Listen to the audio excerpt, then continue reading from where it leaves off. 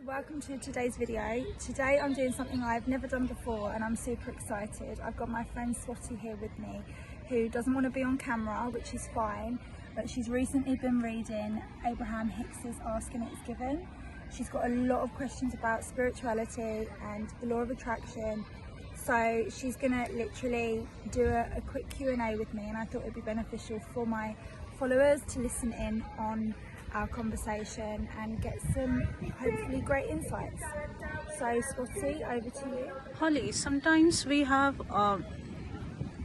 opposite conflict within ourselves in terms of having an opinion. Sometimes we struggle with two views at once.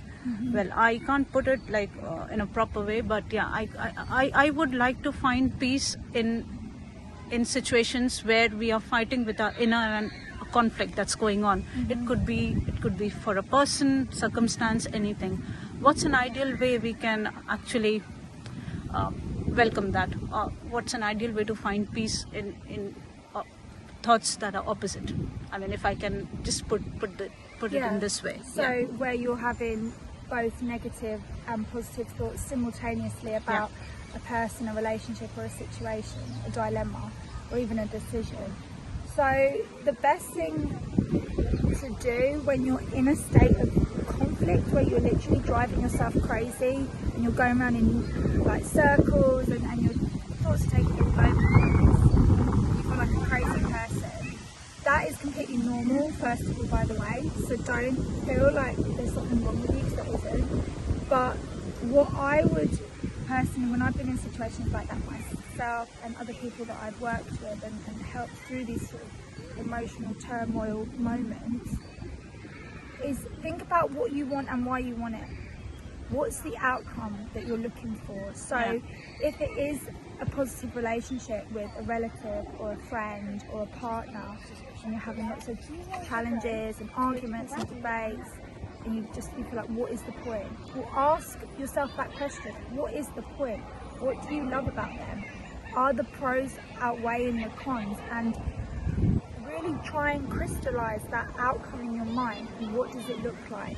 What does it feel like? If we're talking about a person and you come to the conclusion that yes, you do want a relationship with them, you don't want to lose them and have them be absent from your life, think about, okay, well, why do you want to have a relationship with them? What is it about them that is irreplaceable, that you can't really, if you weren't able to have them in your life, you could miss out on altogether? And make a list, think about those things. If you've got really happy memories together growing up, like maybe they're a childhood friend or a sibling, what is that love there that's between you? Because love is eternal, love is unconditional. And when you start feeling into those thoughts and into those kind of memories and experiences that you've had with that person, it starts to overcome everything else. What do you appreciate about them? Are they really generous? Do they make you laugh? Do they have a cheeky, mischievous side? Again, what memories do you have of that? What is the best times that you've ever had with them? Really go back there and step into that in your mind. And the more you do that, what will naturally happen is that the negative stuff, the other influences that have perhaps been poisoning all of that and overshadowing it, will start to fall to the wayside. Because ultimately, and this might sound super corny, but I don't care, ultimately we are love. That is who we are. That's who we've been born to be. We are love. So once we sort of scratch the surface of it and we allow it to kind of, we give it some airtime, the negative thoughts don't have as much of a stranglehold on you as what they did before. And it's just like practicing. But, the more you practice it over and over, not only will you feel better in that moment, but you'll start to find that the relationship becomes more harmonious between the two of you, because people can pick up on that energy.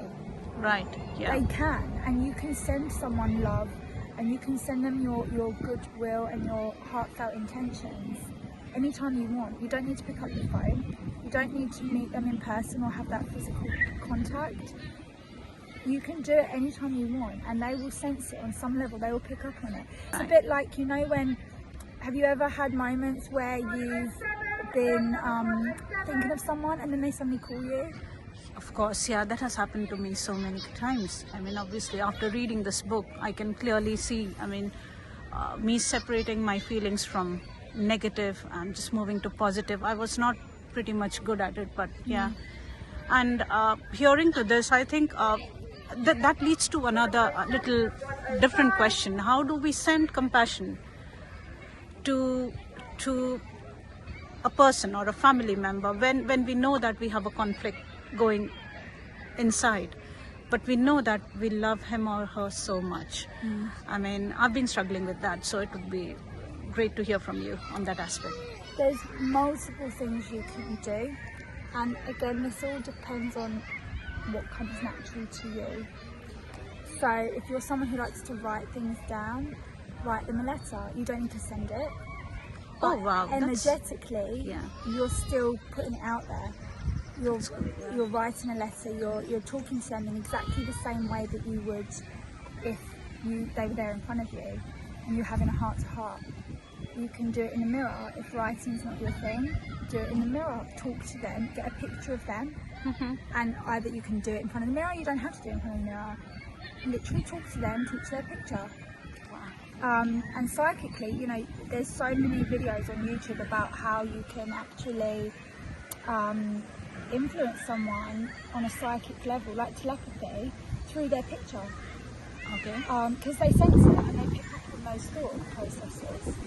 And I'm not into like bewitching or anything like that, but this is for positive reasons, right? It's nothing to do with control or manipulation. So yeah, you can use their picture, you can write a letter, you can close your eyes and you can just visualize them. Yeah. And you can imagine energy from you going to them, from your heart to theirs, and see that connection and just imagine it getting stronger.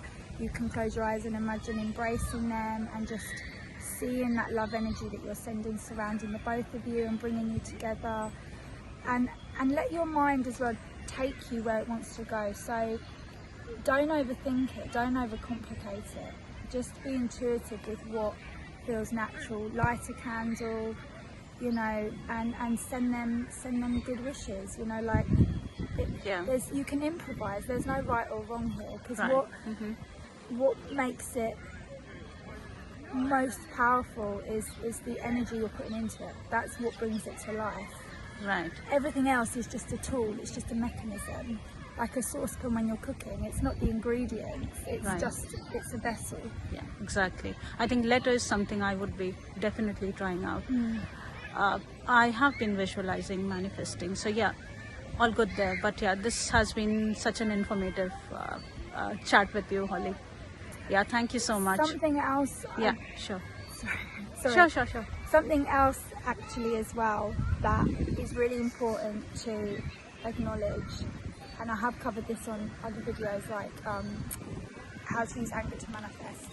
If you're feeling a lot of negative emotions and you feel like that continues to trip you up all the time, and it's bombarding anything that you're trying to get off the ground that's positive, and you're like, oh no, that's not working, and I keep going back to that story in my head or that memory.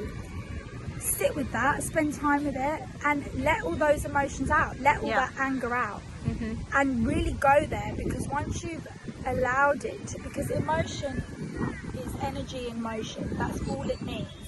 So when you fully embrace it and let it have its way with you, it's lost all volume then, because you've said, okay, I'm here, come, bring it on.